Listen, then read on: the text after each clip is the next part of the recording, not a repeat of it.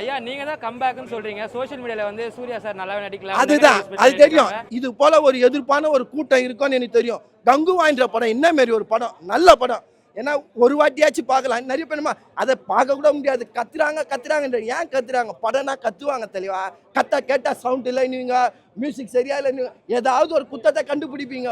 ஏன்னா ஒரு மனுஷன் வளருத பாவம் தெளிவா. அவனும் எவ்வளோ கஷ்டப்படுவார்.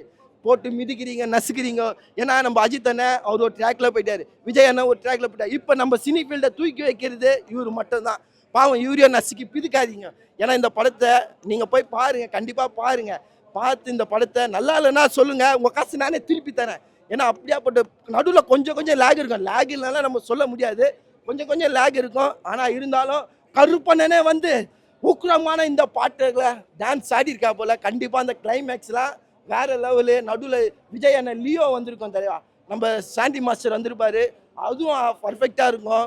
அதுக்கப்புறமா அஜித் அண்ணன் ரெஃபரன்ஸ் பேர் நேம் சொல்லுவாங்க, அதுவும் பட்டையை கிழிச்சிருக்கோம். படம் ஃபுல்லாக வந்து அவர் என்னதான் காமெடியாக இருந்தாலும் படத்தை எல்லாரையும் சிந்திக்க வச்சிருக்காரு. நீங்கள் எல்லாரும் சிந்திக்கணும். ஏன்னா கடவுள் வந்து எப்பயுமே யாரும் குறையும் தீர்க்க மாட்டார். மனுஷனா உன் நண்பனுக்கு வந்து கஷ்டம் தான், நீ தான் போய் தீர்க்கணும், கடவுள் தீர்க்க மாட்டார். அதுதான் இந்த மெசேஜாக அவர் சொல்லியிருக்காரு. ஓகே, அப்போ இது ஒரு பெரிய கம்பேக்னு சொல்றீங்க சூர்யா சாருக்கு. நான் அக்செப்ட் பண்ணிப்பேன், இது பெரிய கம்பேக் தான். ஓகே, பெர்ஸ்பெக்டிவ்ஸ் மாறும். பட் ஆனால் வந்து நல்ல கான்செப்ட் நல்லா எடுத்திருக்காங்க. அதுவும் சூர்யா கேப்டான மூவி மாதிரி இருந்தது.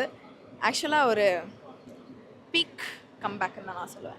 எல்லாருக்குமே ஒவ்வொரு ஃபேன்ஸ் இருக்காங்க. ஆனால் யாருமே இவ்வளோ நெகட்டிவிட்டி வந்து ஸ்ப்ரெட் பண்ணது கிடையாது. சூர்யா சார் வந்தால் மட்டும் ஏன் இவ்வளோ நெகட்டிவிட்டி ஸ்ப்ரெட் பண்ணுறாங்க? அவன் ஏன் நல்ல மனுஷன் இப்படி பண்ணுறாரு? ரொம்ப நல்ல டைப் அவரு. ஓகே, ஏன் இப்படி பண்ணுறான்னு தெரியல. எத்தனை பேர் படிக்க வைக்கிறாரு, ஏன் இப்படி மாதிரி பண்ணுறாங்கன்னு தெரியல. இருந்தாலும் படம் நல்லா வந்திருக்கு ப்ரோ. நாங்களாம் ரொம்ப இதாகிட்டோம் ப்ரோ.